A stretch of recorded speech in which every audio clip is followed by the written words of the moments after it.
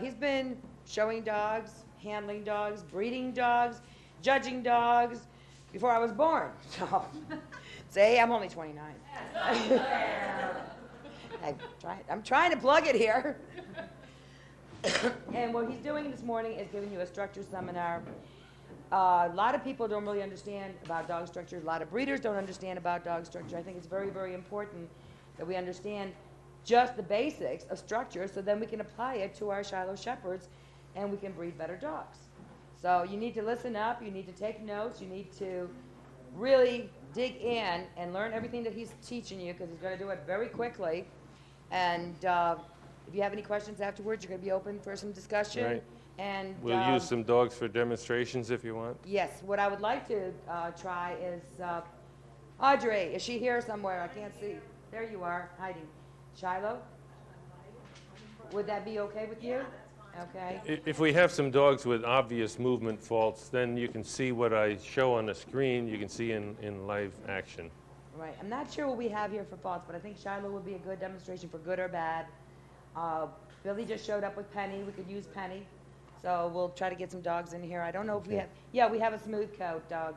Okay, we'll work that out. So we got a smooth and a plush. Yeah. We'll do those two. How's that? Yeah, that's fine. So you guys are ready? Huh? Tell me when to get it. When he's ready. After, yeah. After. After he's all done. After he's all done Okay. with the What else this is part of the presentation. What What else else? do you need me to tell them? That's it? Tell them I'm handsome and rich and oh, any other more lies that you can think of? Okay. You know? I don't want my nose to grow. Huh? How old are you? I'm looking for a male for my friend next week. Too late. married. I'm spoken for. He's married. Sorry, girls. That's why I can say I'm handsome and rich, because nobody's going to believe me or use it anyway. There you go. Okay. Fred Lanting, folks. Give him my hand. Okay. Come on. How about the book? Plug the German Shepherd, Total German Shepherd Dog book. It's good for anatomy. Okay. Yeah. The German Shepherd dog book that he wrote. We got, of course, at our Shiloh dealership. You all should buy a copy. Did you bring any? And the hip I brought some flyers. Okay. I'm waiting for a case of them to come. Okay. This is the book on the breed and the anatomy and pediatrics and everything you want to know about dogs. Right. So see him about that too. Do you have copies? Do you have them with you? No, the publisher's kind of late. The UPS shipment got lost, and I'm waiting for a book, case of books right now. But you can order directly from the publisher. I've signed about 1,000 copies for them, so they're already autographed. I have my autograph. It's the second edition, 1999, the 99 edition. Yeah. Okay, now we're going to get started. And thanks to George Paget, he lent me his little dog trainer. You can see the dogs chasing the laser. This is called the analytical approach to evaluating dogs. Every year, the Shiloh Shepherd Club has a homecoming in which people who have bought dogs come back to show them and learn a little bit more about them. There's always new people in this breed, in every breed. So this is always new to somebody. And even if it isn't new, there's something you can learn from rehearing the same stories over again and the same illustrations. So there's something that you can learn. It was once said that a wise man can learn from a fool, and a fool cannot learn from a wise man. So you can learn, however foolish this might sound to you, you can learn something if you are receptive and wise. We're going to talk about analyzing dogs because a lot of people look at a dog and they say, oh, I like that dog, but they don't know why. My background is science, and being a scientist, I look at things in an analytical method. So I look at dogs the same way, and I've been able to apply that to many areas in dogs, not only judging phenotype, beauty, structure, movement, and so forth, but also things like orthopedics. Now, why are we in this game? Why are we breeding and showing dogs? Well, it starts off with one purpose, and that is that you have a dog that is doing a good job of hunting or protecting or whatever the dog was developed for, and you want to show other people that the dog is actually useful. This is how dog shows got started in the mid-1800s. After a while, people started showing dogs for slightly different reasons because they got the acclaim and the applause and the trophies and the money, the sweepstakes and so forth. So they started showing dogs for personal reasons rather than for the breed itself, for preserving and promoting the breed. Eventually, it got to the point where most people show because of the ribbons and the honors and the bragging rights. The ribbons behind me, for example, and trophies, looks great on some people's walls. After a while, you get you're so tired of them, you want to find some place to get rid of them in a garage sale or something. But you know, it is imposing to a lot of people.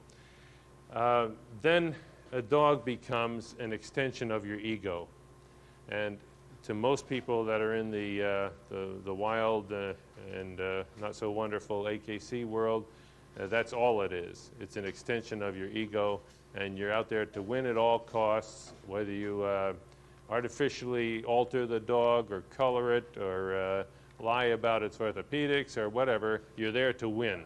And so the purpose of breeding and showing has evolved from that of a useful dog who can produce good hunters or good trackers or good protection dogs to a point where he can produce good ribbons for your wall and bragging rights and stud fees. Try to get back to the original if you're going to be a breeder and an exhibitor. Try to get back to the dog itself rather than your own gratification. In order to learn about dogs, you really need to know something about the breed that you're choosing. The standard, what we call the written standard of the breed, is a written description of the ideal dog.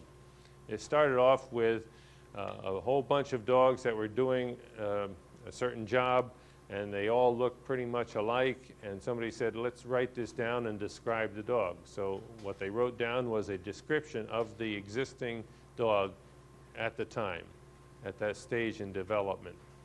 Of course, dogs change in development, so your standards will probably change because the description of the dog is what the standard is. After a while, the standard becomes the guideline or the blueprint for breeding rather than a description of the dog. So you get a standard that says this is what the dog should be rather than this is what the dog is, and that's how standards have changed.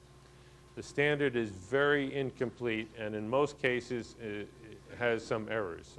Some standards very, very erroneous. Things like angles that you're going to find out are mythical and yet are built into standards. They're just not there. However, it is a good thing to read to get you started, to remind you some of the most important aspects of any breed. The problem with that is people rely on a written 1 or 2 or 3 page description, and I would say that I could give you a standard, leave out the dog's name and a couple of words, and you would have no idea what breed it's talking about, unless you were familiar with that written standard because it's your own breed. But there are so many that really don't tell you much. The standards really don't tell you much. So instead of just reading the standard, you've got to read the breed. Not only know the most important features and the faults of your breed, but you've got to study the breed itself. And that means going to a lot of shows, going to a lot of countries perhaps, going to a lot of breeders, looking at examples of this breed, and also reading about them in a historical perspective. You need to know what the breed was developed for, what was the original purpose of the breed, and the country of origin, because the breed here in this country, for example, Akitas, don't look anything like the Akitas in Japan. Why? Because people brought over certain types, line bred on those, had no background in what the Japanese developed the dog to do, and so it looks different. The same thing with a lot of other breeds. You should read magazine articles, columns by authorities on the breed, but be careful because a lot of them are just blowing smoke and there's no real substance to it. There's a lot of people who are what I call perpetual novices. Instead of having 20 years experience in a breed, they have 1 year's experience 20 times. And they think they know something and they don't. Try to find people who are continually learning and continually searching, and people will have pretty good sense. And you can tell those. You can tell a sensible person by listening to them for a while. Studying the background of the dogs, the historical background is important, but also study things like coat color, genetics. Look for history of the breed. Look for how to judge breeds.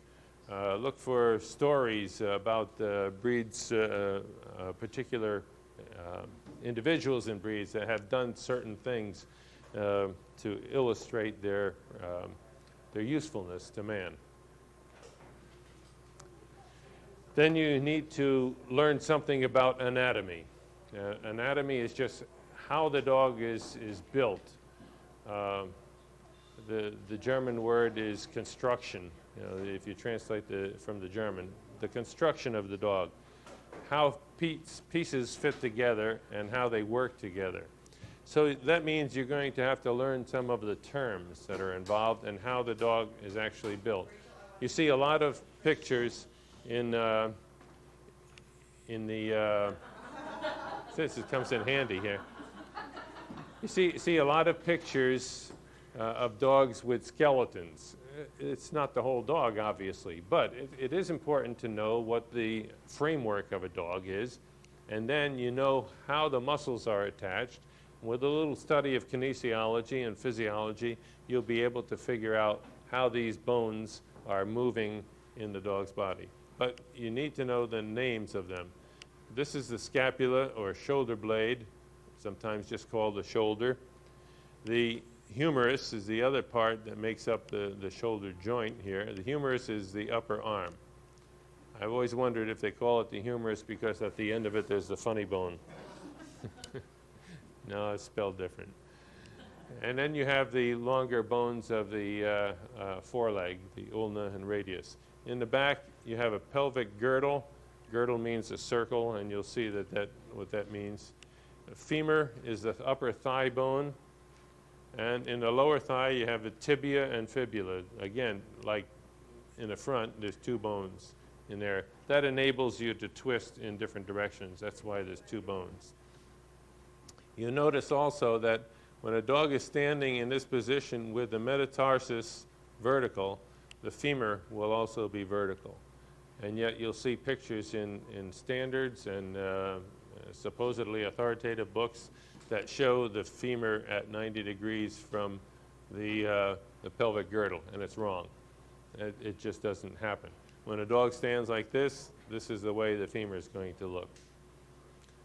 This is, by the way, the proper name for this area that a lot of people call the hock, and this is the metatarsus.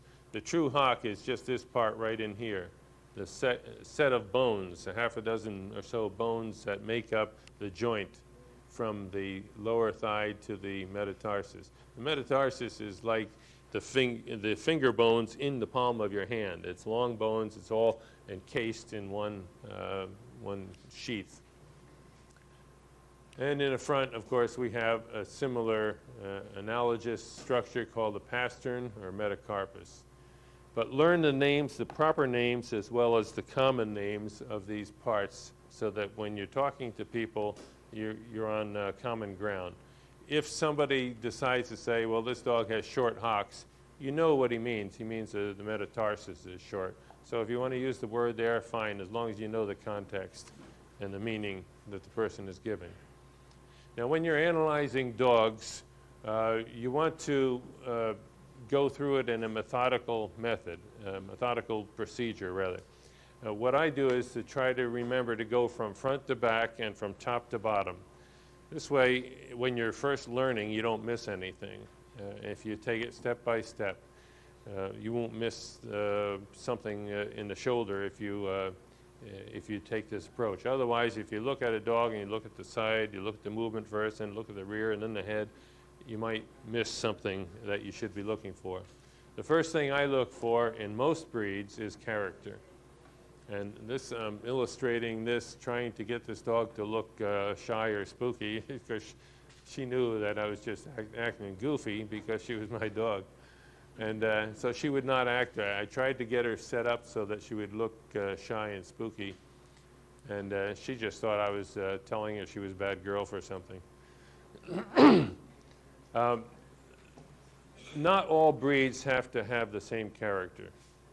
It's okay if a gun dog is very submissive, a dog that just goes out and hunts birds and it rolls over on its back and piddles, you know, when a stranger talks to it. That's not so bad. But if a working dog, like a shepherd or a Rottweiler did that, that would be a sign of very weak temperament. And it's not conducive to the purpose of the breed. A toy breed may be a little bit nervous or a little bit shaky. It's not going to make too much difference because he can still run out to the kitchen and catch a mouse or a rat. You know, so the purpose of the dog, it has to be kept in mind as to how much emphasis you put on character. Working dogs, dogs that have to interact with humans a lot, those dogs are dogs in which character is really number one. As you're going from the front, you want to see the dog's reaction to you, and also as you touch the dog, you're going to find out something about the character too. If a dog is not used to being touched, or if it has weak nerves, quite often when you touch it around the pelvic area, it's going to tuck and rotate the pelvis underneath it, and it's going to tuck the tail. I'm pushing the tail forward here, but you can see what happens to a dog that is normally standing. When you touch it and it's shy, it might tuck its tail. Now, a lot of breeds will carry their tail like this naturally, like the Whippet and Greyhound. So you can't apply the same rules to every breed. Sometimes you touch a dog on the front and it'll draw its elbows together. You know, if the dog is not sure of itself, it's going to tense up. And one of the things that it does is try to contract and move its body into a ball, and it's going to pull those elbows together to protect itself and keep you from touching it. I had to force this dog into this position. He looks very bored. Yeah, he says, "Oh, what am I doing this for? I'd rather be out there with the puppies or chasing deer or something." But this is one of the things that can happen. So when you're checking temperament, you want to look for the dog's body language and his tenseness and his willingness. Sometimes it's a matter of a dog not being socialized, but most of the times it's genetic. You should have a bold, outgoing dog if you have a working type breed.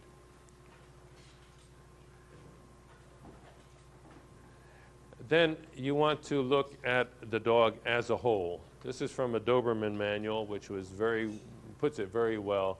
The standard is designed to guide evaluation of each dog as a whole, underlined. So you want the total impression first when you look at a dog.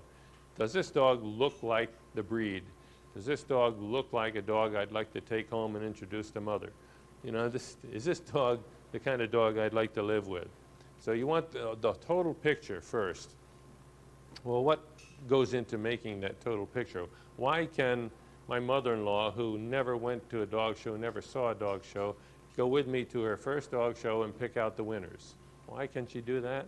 Because she's seeing the total dog, the dog as a whole, a beautiful picture. She doesn't know why these dogs were going to win, but she knew that these dogs were very attractive.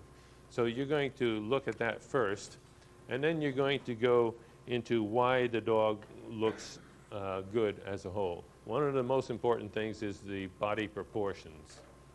Some dogs have proportions that are required to be square, and that is the height from the withers, the top of the shoulder blade or so, to the ground is the same as from the front bone here, just behind the sternum, to the back, of the pelvic girdle, what we call the buttocks bone.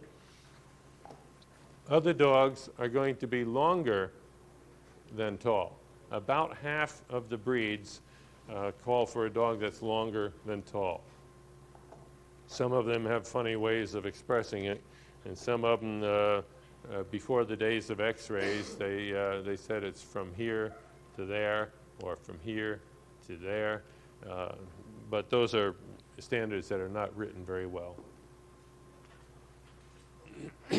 Here's points on a dog. The Airedale Terrier is a typical type of large terrier, and it's still a fairly square dog.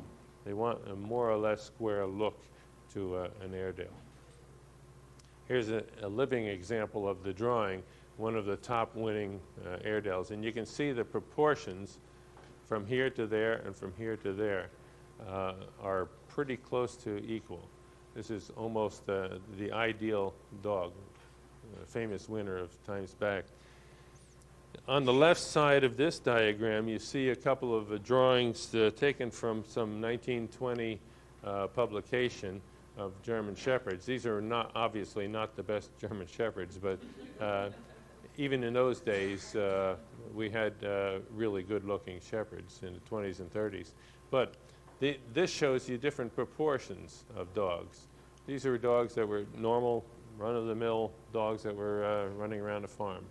These are from around 1970, 1980. I think around the late 70s, I believe.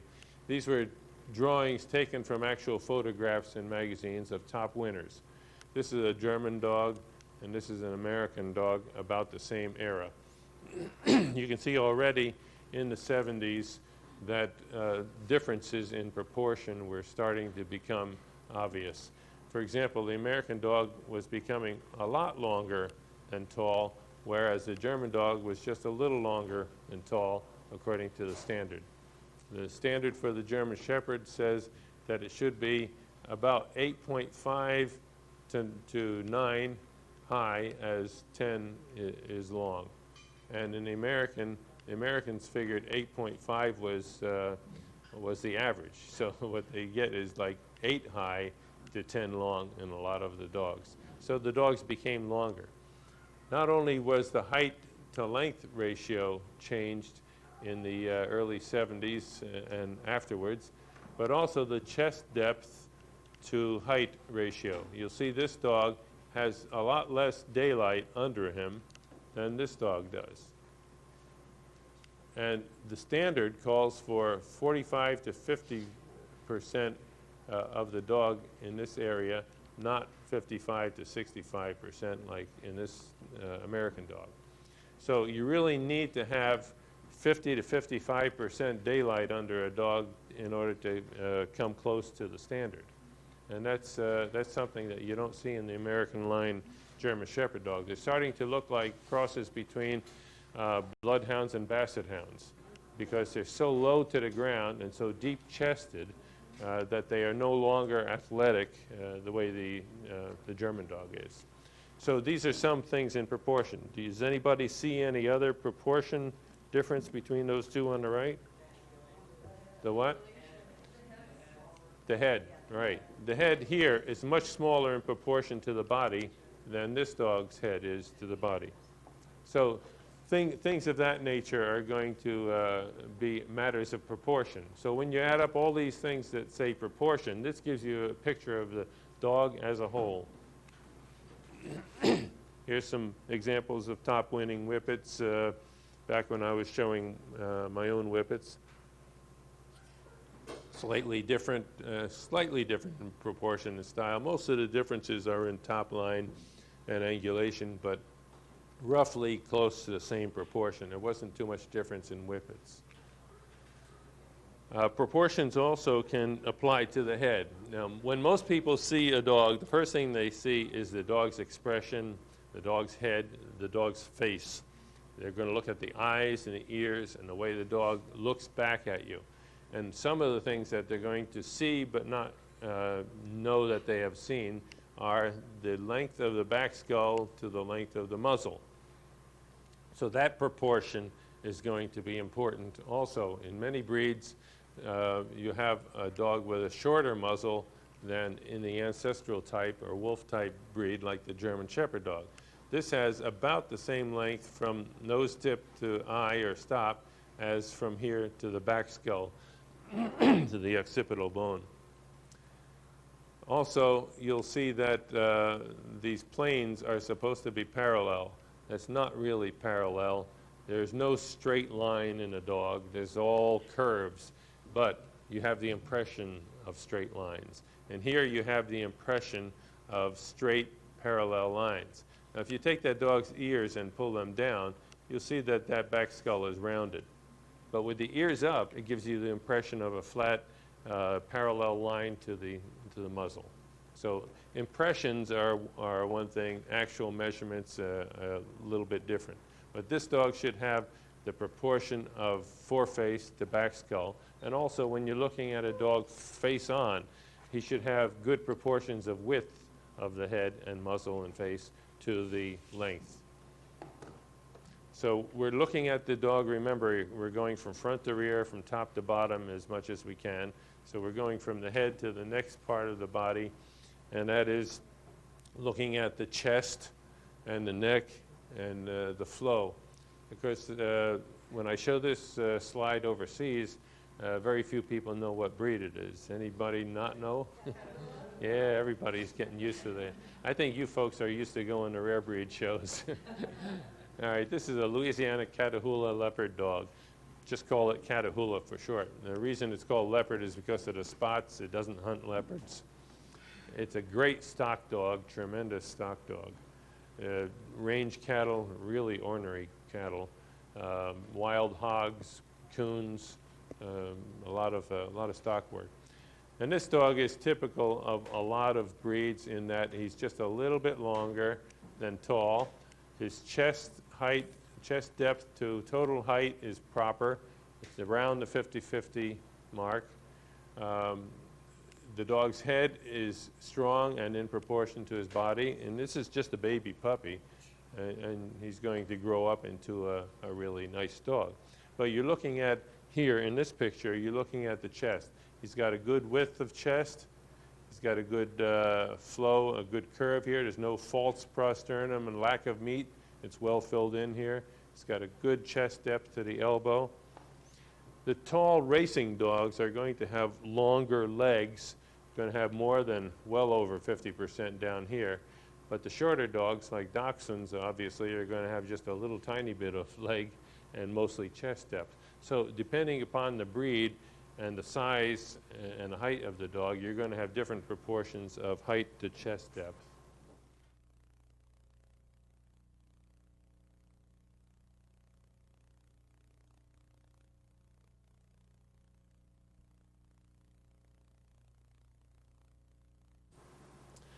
And while you're in the front and starting at the beginning of the dog, of course, you want to check the dentition. I look at teeth in all breeds that I judge, even those that the standard doesn't call for anything at all about teeth. You take the Greyhound standard, it's only a couple of paragraphs, and yet I've done Greyhound specialties in the home of the Greyhound in England. And so it's more than just learning what a couple of paragraphs say. And since the Greyhound standard doesn't say anything about teeth, there's some people that says, well, it's not important as long as they have a bite of some sort in the front. And you'll see most of the AKC judges, they'll quick lift the lips and close it, and they won't look at the rest of the mouth. Even in breeds that the dentition is not as important, I look at them all because I want to see which dog is more normal than the other. That's going to fit into my picture of the total dog. There are 42 teeth in a dog's skull. There should be. Sometimes there aren't. But where are they? You've got 20 in one and 22 in another. Some people take a long time to learn which is which. It's not all that difficult. Of course, this is the top of the skull and this is the jawbone. And you'll see that if you count them all, you'll see 20 here and 22 here. When you're in the ring and you only have a minute to go over the total dog, you're not going to count all those teeth. The dog's going to be wiggling. You can't see these little teeth in the back here anyway. Now, I defy anybody to see those teeth unless they get the dog's mouth open, push the tongue out of the way, stick the finger in. You're not going to see those. So the thing to do is to not look for how many teeth are there, but how many are missing. Don't look for the teeth, look for the holes.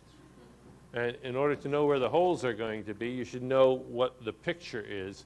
And here, of course, you have 6 incisors, and you can see at a glance if they're all there, or if there's only 4, or if there's a hole.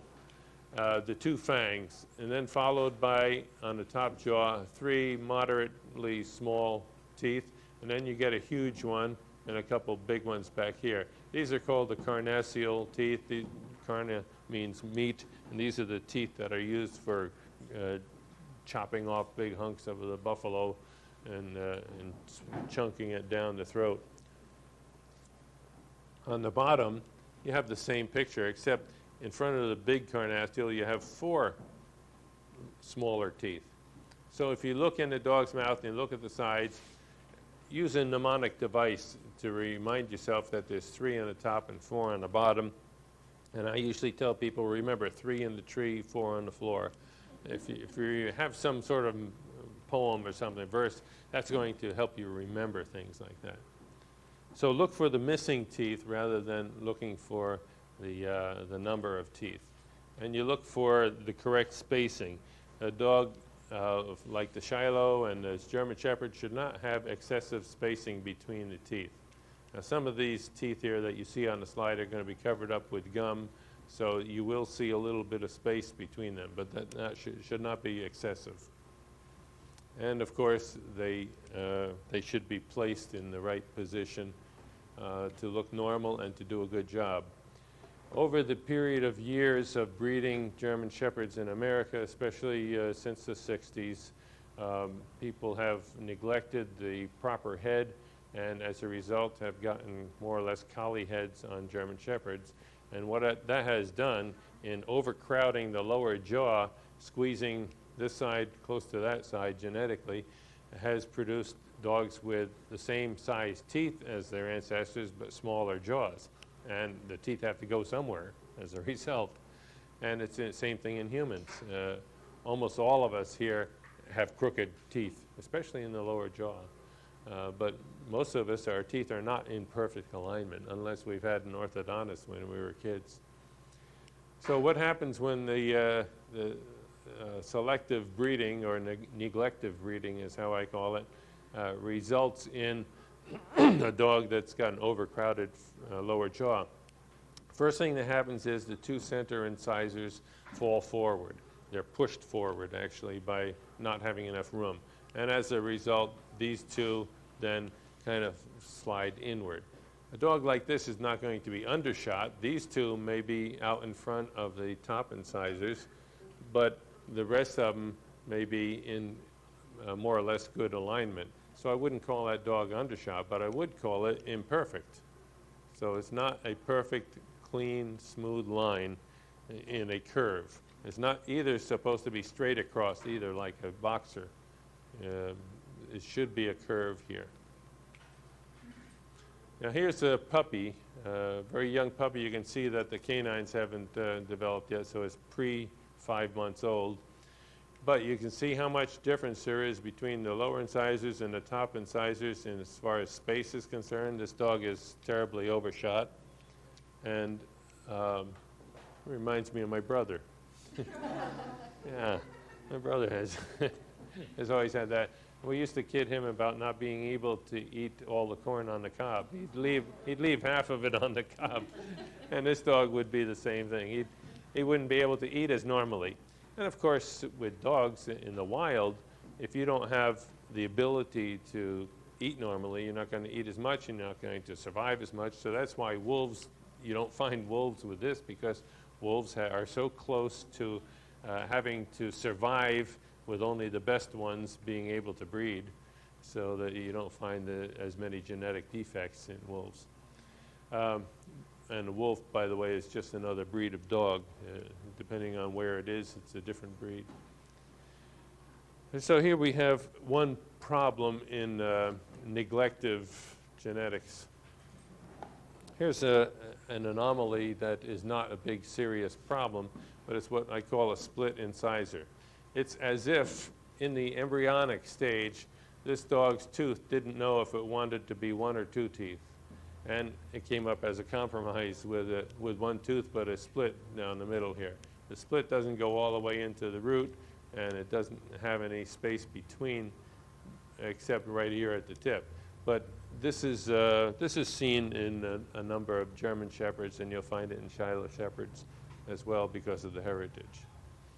No real problem, but it's not perfectly normal. Here is a dog that you probably have not seen.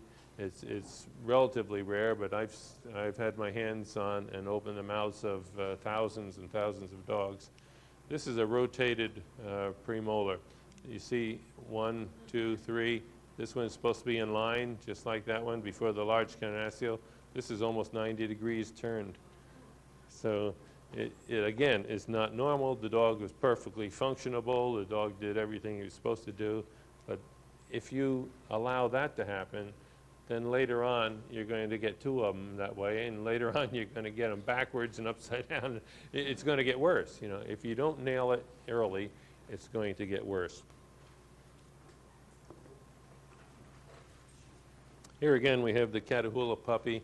I wanted to show you again the chest depth here, just to show you we're moving back from the head and teeth and so forth to the shoulder area. And of course, here's his shoulder blade and his upper arm and the chest depth. And we'll look at the shoulder blade and upper arm again. This is taken from Rachel Page Elliott's work. I would advise you to buy her book or video called The New Dog Steps. And what she has done is to actually radiograph dogs and use fluoroscopy to show you dogs standing and moving what their angles really are. And she and I and Curtis Brown have for ages been the only prophets of anatomy who have been telling people that these standards are a bunch of bull and a bunch of myths, that there is no 45-degree layback in the shoulder blade or upper arm. Therefore, there's no 90-degree angle in a dog, not even in dachshunds and corgis. I mean, it's just not there. If you're measuring in the right area, it may look like a little bit like that if you press your imagination, but it's not really those angles that are written in the standards and supposedly authoritative authors' works. Here is an actual dog, a normal dog of fairly good front angulation, radiographed so you can see where the bones are. These are the neck vertebrae. These are the thoracic vertebrae. We're just showing a little bit up here. And in this area, the T1 to T3 is the withers area. That's the transition from neck to back, and that's what we call withers. It includes the point of the shoulder, but it also includes just behind the shoulder blade too. This angle is more like 30 degrees in a well-constructed dog. This is the scapula. It's a flat blade. In some animals, it's very thin. For example, if you butcher a deer, I'm sure you have deer hunters around here, you'll find that this blade is so thin you can tear it with your fingers like paper. It's very thin, and yet it's heavily overlaid with muscles. So before you cut the muscles off, it's a very strong structure.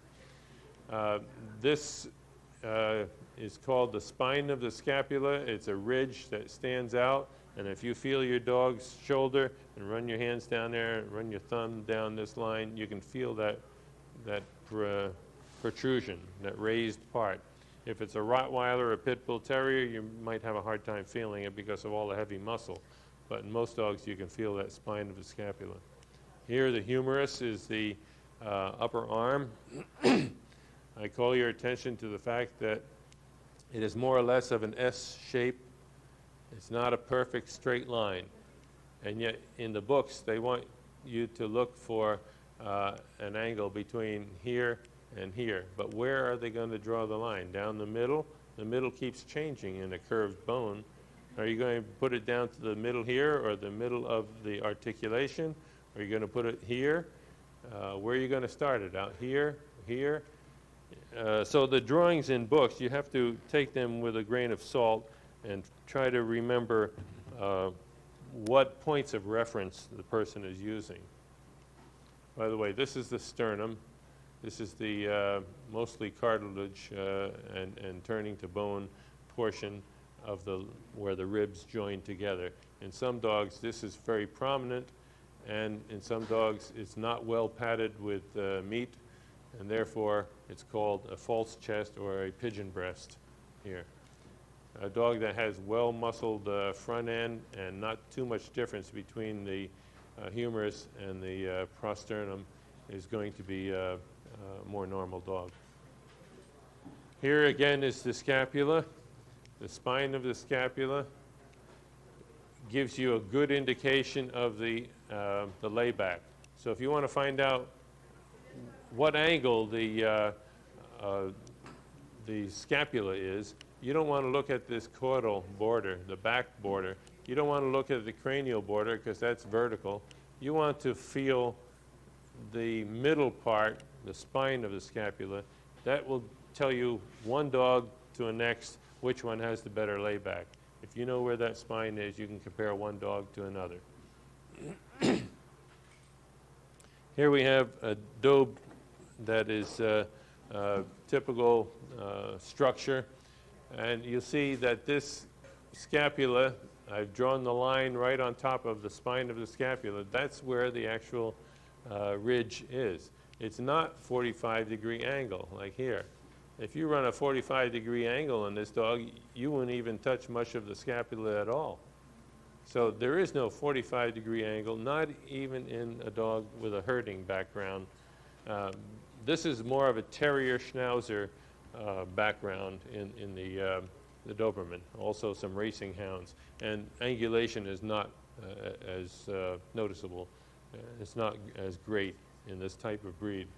But still, it's not going to be anywhere near 45 degrees in any breed. Now, where do you put this second line to make this angle of the shoulder? Well, the books that you read quite often say run down the middle. As I said, you don't know where that middle is. So this is a wild guess as to where this line is going to be drawn. The best thing to do to compare one dog to the next is to use palpable points. That means points that you can feel, and then you can train your eye to look for those points. But you want to feel those points, like the spine of the scapula, and you'll find the top of the scapula.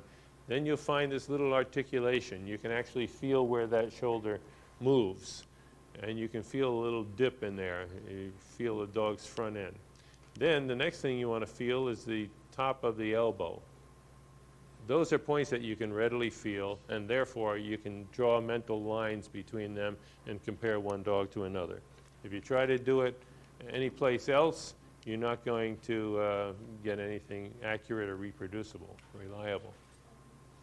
Here is one of Rachel Page Elliott's dogs shown, and she says that if you were to draw a 45-degree line from the top of the shoulders, you're going to come out here in midair. You're not going to bisect any joints, any other structures.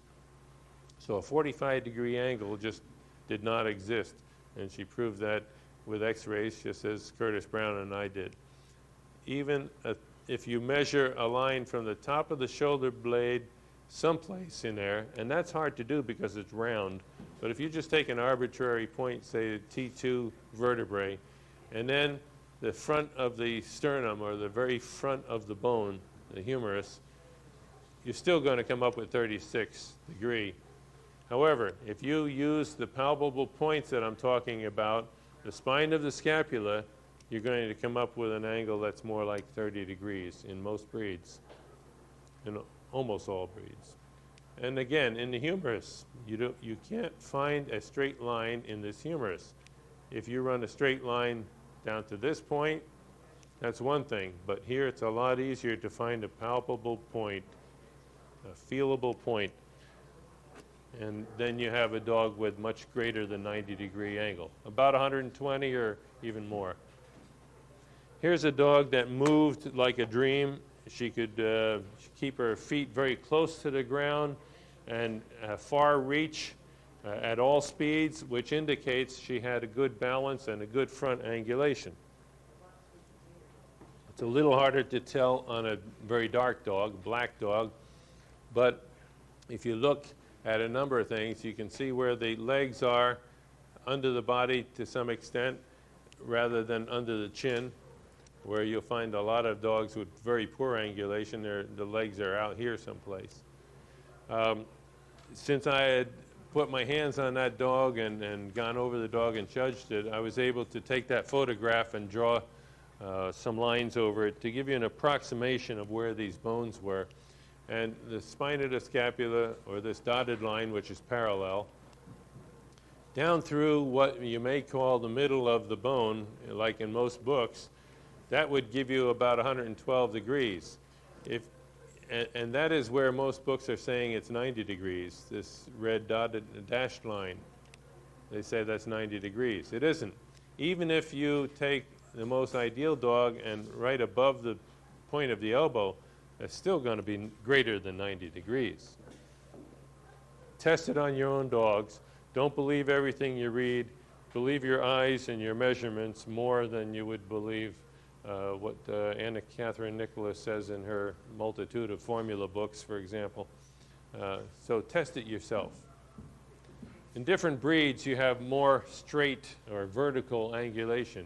In the racing hounds, for example, when I draw the line through what gave me 93 degrees on the shepherd, it comes out over 110 degrees on a greyhound. Also, the greyhound has a steeper croup. You will also notice here again, with the vertical metatarsus, you have a vertical femur. This is the area in the back.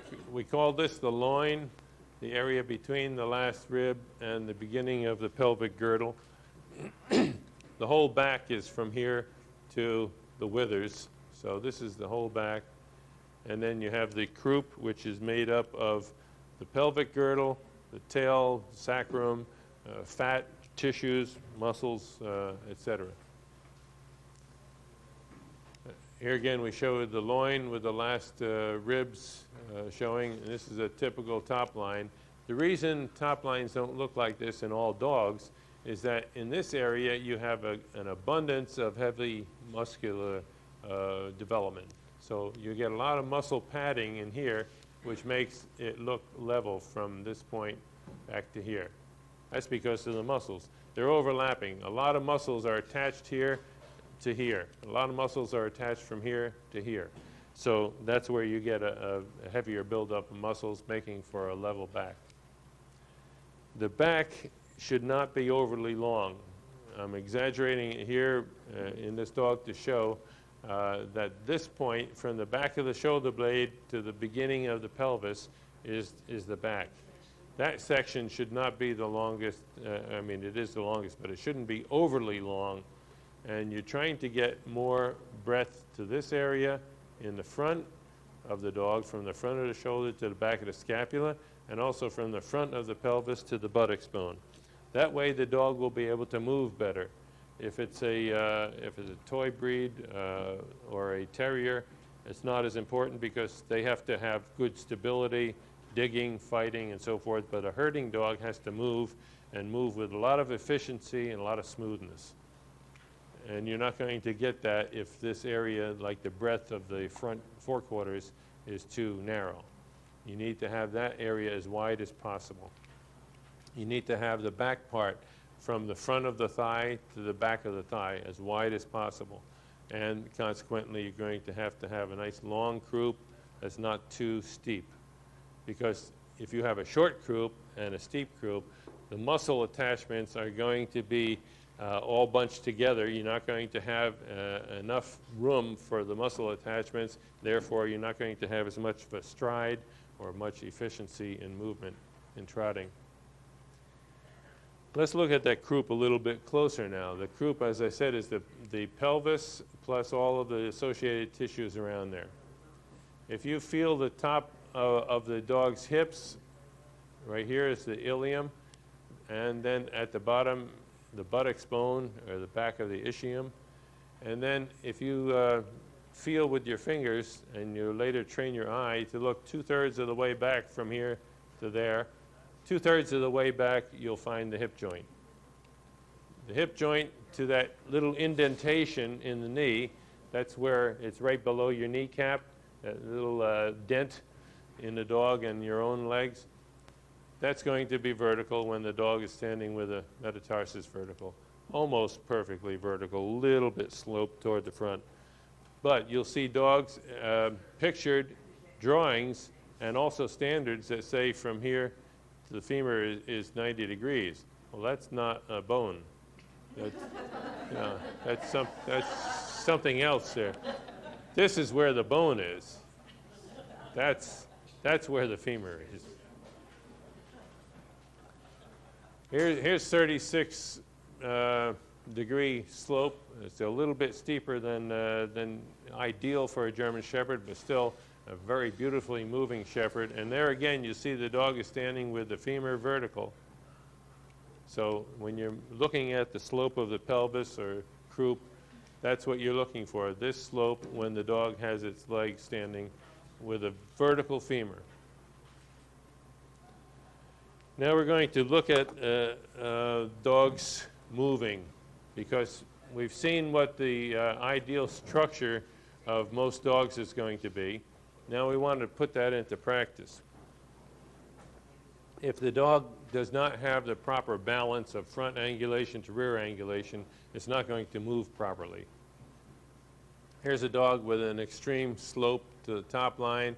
Part of it is the way it's set up, but part of it is the fact that the dog is very vertical in the front.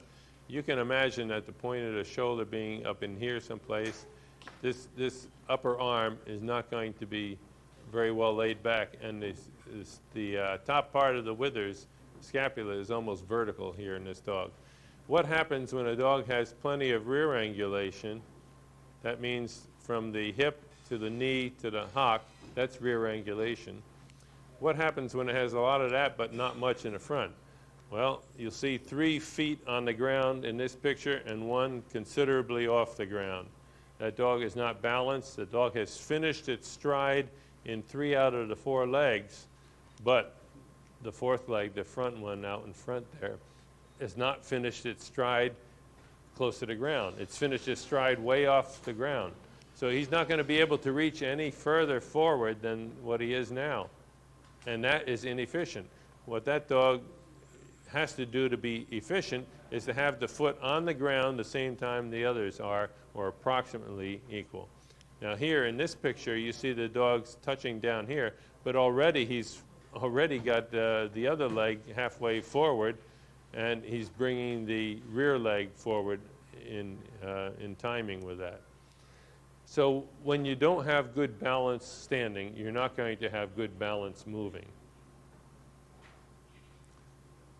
There's a lot of people that say if a dog reaches to its nose or beyond its nose when it's trotting and that front paw is out there in front, then it's good reach.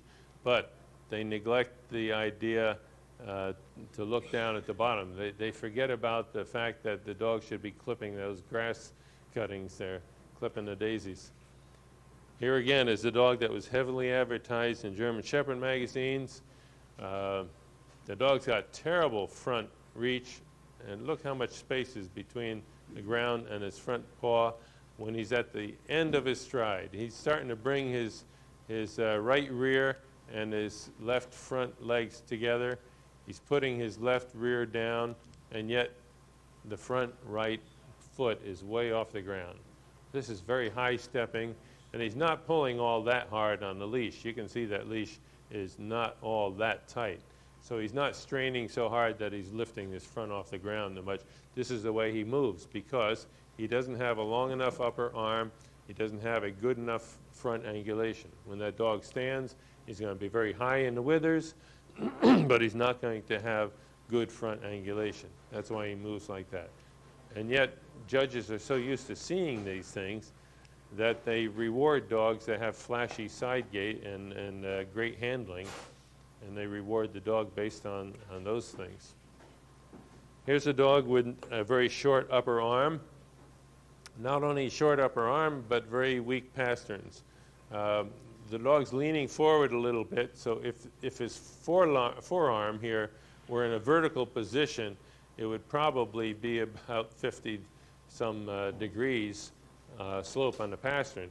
And the standard, American standard says 25, the international standard says 22 degrees is the angle of the pastern from vertical.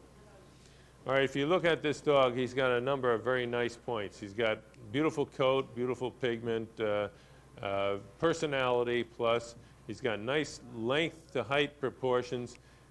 He's not overly long or stretched, very good rear angulation, but there's nothing up front. This upper arm from this joint to here is short and vertical. Therefore, this angle here is not very good. And yet, this dog was campaigned a great deal in the U.S. and many times was the only special, the only champion at a show in Podunk, Iowa, or Left Horseshoe, Alabama, or something. You know, so these little towns that didn't have much competition, and the dog racked up group win after group win, and was the first and only German Shepherd dog ever to win at Westminster. He won on the basis of lack of competition. He never won a specialty show. They didn't even attempt to enter him in specialty shows because when he came in at you, this short upper arm produced a movement like the letter A. His feet landed out to the ends while his shoulders were a whole lot closer together than his feet, and they should be the other way around. This dog was Covey Tucker Hills Manhattan. Everybody's familiar with that dog. So a lot of winning has to do, yeah, this is what happens when you let pasterns get too bad.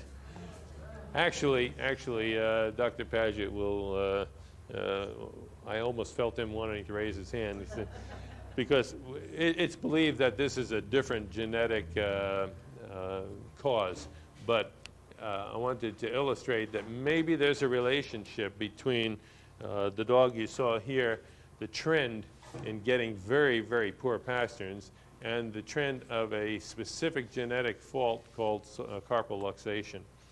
But we do have carpal luxation, and we do have extremely weak pasterns. Whether they're related genetically or not, I don't know yet, but I know we have both problems in this breed.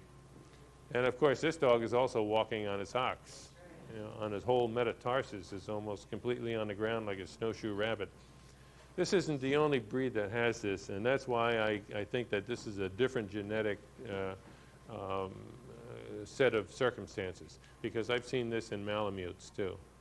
And I saw one in Alaska, and the picture didn't turn out right, but I wish I had a picture of the dog.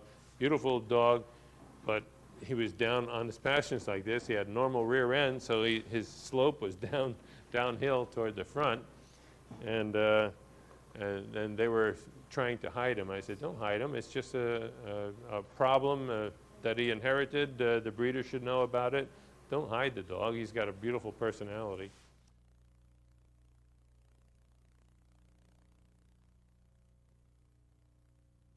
But this is not right. You shouldn't have dogs coming up like this. So people should not be breeding that type of dog. All right, here we have a dog that's moving and reaching in balance. There are problems with this dog, and you'll discover them, like the ears aren't perfect. But you'll see that the dog's front foot is very close to the ground. His rear foot, the most rearward placed foot, is very close, just coming off. The other two are very close to each other and on the ground. So this dog is moving properly as far as the side gait is concerned. There is a problem, and I'll show you later on, with the dog's gait that a lot of people can't see from this aspect. But I'll show the picture again later. After some of the dogs with, that were being posed unnaturally started winning, people started breeding for that look. So when a dog was posed so that this foot was too far forward, it brought the rear end down, so they got an artificial ski slope look. And this dog started winning, and dogs like him. Then other people started breeding for that aspect and breeding for straight, upright shoulders so they could get this slope of top line. And posing the dog so this foot was almost stepping on his front feet.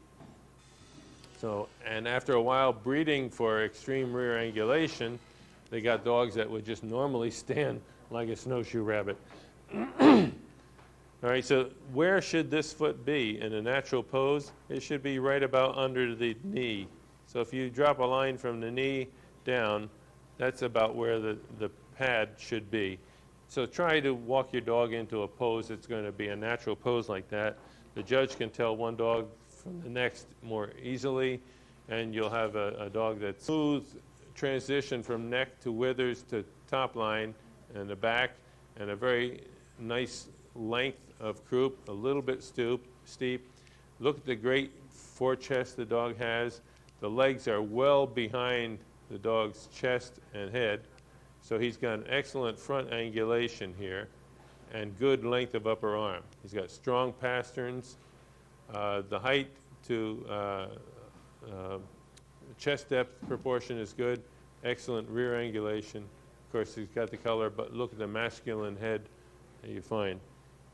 A large dog, and he's 7 years old now. He's still my buddy and doing a great job showing people how Schutzhund should be done and producing good puppies. By the way, a friend of mine has got a website up. I'm not on internet, but she's got a website, and his progeny's pictures are on there. I want to talk about rear angulation. Since we've gone from front to rear and top to bottom, we mentioned angulation, and a lot of people think that angulation is the slope of the top line. That's not what rear angulation really is. Rear angulation is the angle from this hip socket to the knee, to the hock, down to the foot. All right? Now there's practically no angulation in some breeds, like the Chow and the Shar-Pei, but they don't want it. They want a dog that's rather stilted in movement. Why? Because this type of breed and the Chow were developed for fighting, not for herding sheep, not for long distance, efficient movement covering a lot of ground. They had to get their feet under them and be able to fight. And it's like the Akita and the Shiba. They were bred for fighting small game and so forth. So if you get an Akita with extreme rear angulation, it's not right, or a Shiba. It should have moderate rear angulation. It should be able to get its feet under them, very stable in a fighting type position. And that's what these dogs were bred for. Rear angulation is only a little bit greater in other fighting breeds, such as the American Pit Bull Terrier. This was developed from dogs that were used to fight bears and bulls and each other and so forth. And you'll see that there's not a whole lot of rear angulation there. You imagine where the hip is, the knee, the hock, and down to the foot. And this was one of the top winning American Pit Bull Terriers for many, many years.